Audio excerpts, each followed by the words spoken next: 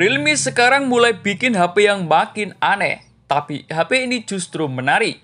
Coba bayangin, di saat brand lain sibuk balapan chipset, Realme malah datang bawa HP dengan baterai monster 8000 mAh, layar AMOLED 120Hz dengan fitur bypass charging.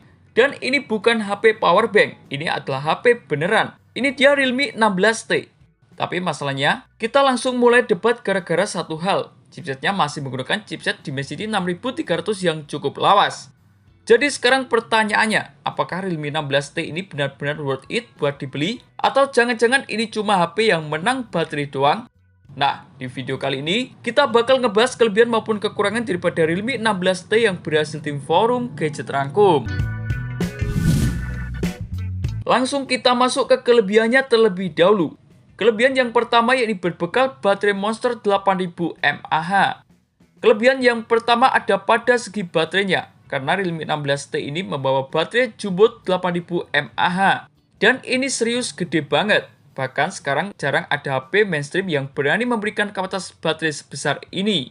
Dan efeknya jelas karena bisa dipakai buat harian, bahkan 2 hari pemakaian normal. Scrolling TikTok lebih lama, menonton YouTube lebih awet, dan bermain game gak keburu-buru pengisian ulang. Jadi buat orang yang suka sering mobile, suka traveling, atau malas ngecas, HP ini jelas menarik. Beralih ke kelebihan yang nomor 2 yakni berbekal layar AMOLED 120Hz.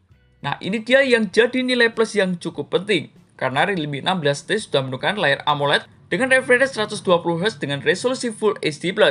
Dan dibanding dengan layar LCD biasa, AMOLED itu jauh lebih enak dilihat. Warnanya lebih hidup, lebih kontras, dan hitamnya lebih pekat. Ini nyaman banget buat menonton di malam hari. Sementara kelebihan yang nomor 3 yakni adanya dukungan fitur bypass charging. Nah, ini dia yang bikin HP ini cukup kaget. Karena Realme 16T ternyata sudah mendukung fitur bypass charging. Biasanya fitur kayak gini lebih sering ada di HP gaming. Dan buat yang belum tahu, fitur bypass charging itu bikin daya listrik langsung masuk ke sistem tanpa perlu mengisi baterai saat gaming sambil ngecas. Hasilnya suhunya lebih adem, performanya lebih stabil, dan baterainya bakal lebih awet. Buat para gamer, fitur ini sangat berguna. Sementara kelebihan yang nomor 4 yakni berbekal fitur ketahanan ekstrim. Ini juga salah satu poin yang paling menarik. Realme 16T sudah menggunakan sertifikasi IP68 bahkan IP69. Artinya bakal tahan debu, tahan percikan air, lebih aman terhadap hujan. Dan bahkan ketahanan airnya jauh lebih serius dibanding dengan HP biasa. Dan jujur aja, fitur kayak gini masih cukup langka di kelas harga menengah. Biasanya IP68 itu adalah premium, ini malah kasih IP69 juga. Untuk kelebihan yang nomor 5 yakni mendukung fast charging 45W masih cukup masuk akal. Meskipun membawa baterai super besar, untungnya Realme nggak memberikan fast charging yang terlalu pelan. Karena HP ini sudah menggunakan fast charging 45W, memang bukan yang tercepat. Tapi buat kapasitas baterai 8000 mAh ini masih cukup oke. Dan setidaknya nggak sampai bikin nunggu terlalu lama. Dan di kelebihan yang terakhir yakni fitur hariannya masih cukup lengkap. Walaupun fokus utamanya pada segi baterai, untungnya fitur lain masih cukup aman di Realme 16T. Sudah menggunakan OS Android 16 dengan tampilan Realme UI 7, RAM LPDDR4X, dan media penyimpanan UFS 2.2. Varian tertingginya juga ada RAM 8GB dan juga internal mencapai 256GB. Jadi buat kalian multitasking, simpan game, atau editing ringan masih cukup aman. Karena pakai OS Android 16 pengalaman softwarenya jauh lebih fresh. Tapi memang nggak ada HP yang sempurna. Dan Realme 16T juga punya beberapa kekurangan yang kalian harus pertimbangkan. Yang pertama yakni chipsetnya masih Dimensity 6300 masih kurang wah. Nah, ini kekurangan yang paling jelas. Karena HP ini menggunakan chipset Dimensity 6300, sebenarnya chipset ini cukup irit, cukup stabil, dan masih oke buat harian. Tapi buat harga yang kemungkinan mendekati 4 jutaan, banyak orang pasti berharap chipsetnya jauh lebih kencang. Apalagi sekarang kompetitor lain sudah menggunakan Dimensity 7300 atau 8000 ke atas. Sementara kekurangan yang nomor 2 yakni media penyimpanannya masih UFS 2.2.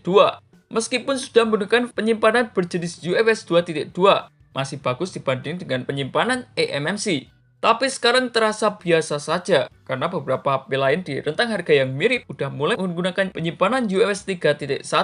Dan itu berpengaruh banget kepada loading game, buka aplikasi, transfer file, dan juga sampai multitasking. Dan untuk kekurangan yang terakhir yakni bodinya besar dan juga berat. Nah, ini konsekuensi dari baterai monster tadi. Karena kapasitasnya 8000 mAh, kemungkinan HP ini bakal terasa berat, cukup besar dan kurang nyaman dipakai satu tangan dan berlama-lama.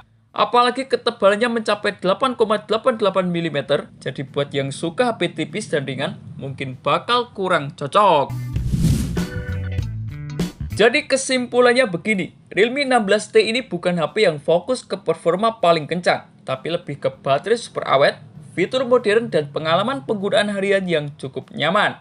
Kelebihannya jelas pada baterai 8000 mAh, AMOLED 120Hz, fitur bypass charging, dan sudah mendukung sertifikasi IP68 ditambah IP69. Tapi kekurangannya jelas pada chipsetnya masih biasa saja. Penyimpanannya UFS 2.2 dan bodinya kemungkinan cukup berat. Kalau nanti harga resminya masuk akal, HP ini bakal menarik banget buat para pengguna harian, pekerja, mahasiswa, atau orang yang pengen HP super awet.